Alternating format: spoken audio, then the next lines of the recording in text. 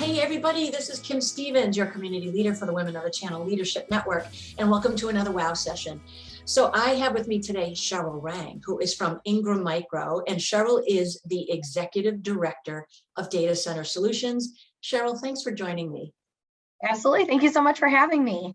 Oh, you're so welcome. And guys, just so you know, first of all, Ingram is an enormous sponsor of this community, so we could not do what we do without their support.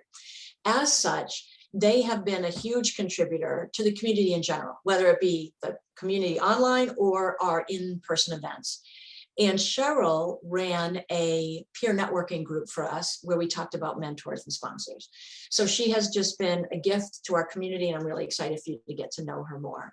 What is a little known fact about you? So there's one of them that I always think is a fun one is I love bowling. And I grew up bowling, and I bowled through high school, and I still bowl on a team, a co-ed team with my cousins and my husband. And it's just a super fun way to stress relief in the middle of the week. And my highest game, believe it or not, was a 298. So I was very, very close to a perfect game, but I'm still going for it. And it keeps me coming back every year. That one day, that'll be a big goal. What's been your career path? Absolutely. So it's kind of fun because I started at Ingram at the age of 19, and I won't have anyone do the math, for where I am today, but I have grown up at Ingram, and I started as an intern. I was working part-time. It was in college, bartending on the weekends, to get some cash money, but it was a great experience. And I fell in love with technology. I just loved the high speed, the fast-paced industry. And I loved that every time I turned around, there was another vendor talking about their solutions and how we use it today. And they continue to evolve. They'd come back 3 weeks later and there was a new product out. So I felt like it was very engaging as an associate to always be learning something new. And so from there, I started learning more and more about the business partner side of it and the channel community. And it's been amazing because I love talking to business owners about what got them started in business. Why did they start that journey and building out their own industry, and how can we help them, and realizing the power that a distributor can have to really accelerate where a partner can take their business was fascinating. So I moved into sales. From there, I went into vendor management to really learn the vendor piece of it, which was equally as amazing because I didn't realize how much we took the vendor strategy and continued to build that out into this solution-based outcome approach with our partners to really get them to grow. And then I always knew I wanted to get into a leadership role. I loved helping to lead people. I loved being able to mentor and sponsor others and show them the ways that we can continue to grow a path. And so I moved into a director role for a couple of our advanced solutions vendors and continued to grow and accelerate from there. You started as an intern. Had you had a technology background before?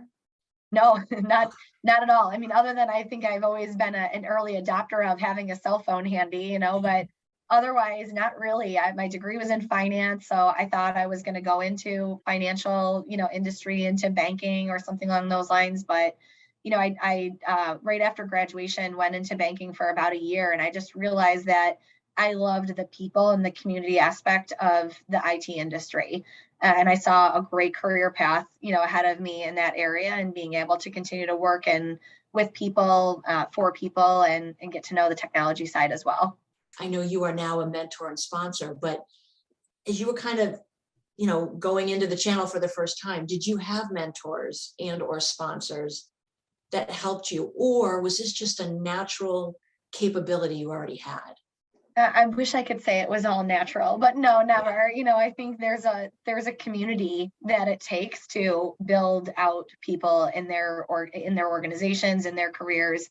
I was very fortunate. I have a fantastic relationship with my dad, and he was always a huge advocate for just going after your dreams. And he was in the business side and was an awesome person for me to be able to talk to.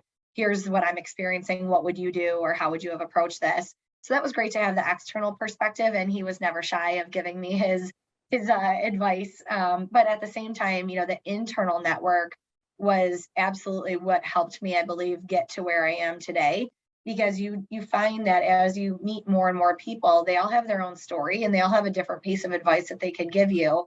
And taking all of that and accumulating it together is really what helped me make decisions, put together strategies, and I'm not afraid to ask for help, which can be difficult, but I think once you realize that you'll get so much further by having that community of people behind you and around you, it not only sets you apart, but it also makes sure that you're able to do the same thing for others and pass that along. I love that. Okay.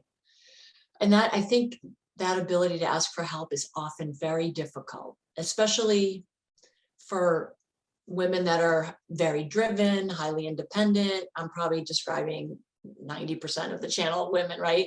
Yeah. So is that something that you just at first were uncomfortable with, or is it just always it's not been an issue to ask for help? What I think it is I feel like there's always a bit of a sense of humility in that I know that there's always someone else that's smarter about a subject out there than me.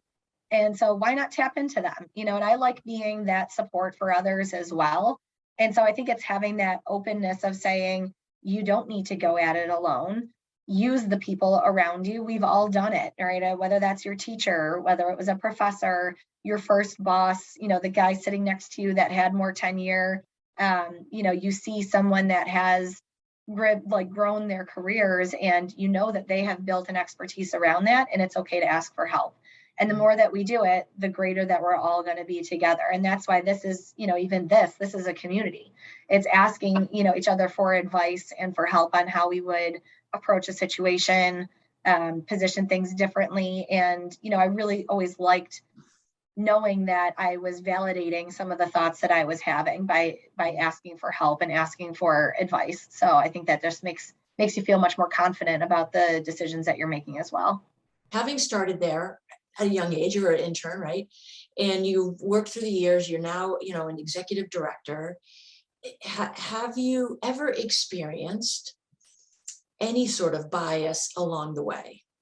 Yes and no. I would say that not from Ingram. I feel like I've always had a very good relationship with those that I worked with, and I've been very fortunate to have a lot of really strong leaders before me be females that were already breaking the glass ceilings, making it easier for us to climb up the ladder.